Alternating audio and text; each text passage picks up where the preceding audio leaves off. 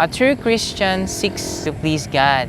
I actually have seen so many Christians claiming that they are Christians and yet they're seeking to please people. They're seeking to be recognized. They're only seeking for their own selfish ambition. Is that you? Well, the reason why many professing Christians try to please men is because they are full of pride. They are not humble. The one that is enthroned in their hearts is not Jesus, but it's themselves. It's like a performance. They have to do better to please other people, but their hearts really are not right before God.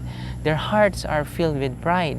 They're not humble. In other words, they don't love God. They love praises of people. You cannot equal your effort with your love for God. No, you just can't. You just can't do that, because you have to understand also that this world has a different view of love. This world views love as if you have to excuse all the wrongdoings of people. There should be no room for rebuke. There should be no room for correction. There should be no room for discipline. That's what this world thinks about love. In other words, you can do whatever you want. If you are really a true Christian, you must have humility in order to seek to please God. If you're not humble, you can never ever seek to please God. You will always seek to please people and not God. And you do not love God if you are full of pride. Where does pride come from, by the way? Pride is actually a sin. It is a serious sin before the Holy God, because imagine, what did pride do to Lucifer? It made an angel of heaven to lose his place, to be cast out of heaven because of that pride. So if we have pride in our hearts, if we are proud of our possessions, our intellect, our professions, or whatever we have in this world, our skills, our abilities, our talents, if we are proud of that, or even ourselves, if we are proud of ourselves, if we hate correction, if we hate rebuke, if we hate to be disciplined, then we do not love God.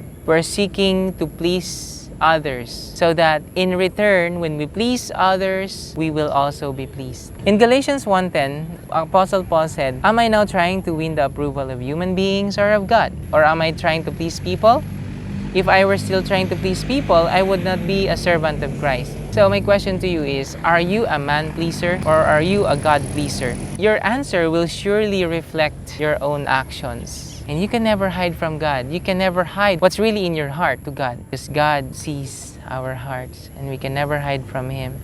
This world really seeks to please people. And if you are a true Christian, you will never ever go with this flow. A true Christian will do all his work excellently by the grace of God, and this is his service to God. A true Christian considers his excellent work as his or her service to God. He will never ever do his work excellently just to please men. His one and only goal is to please God.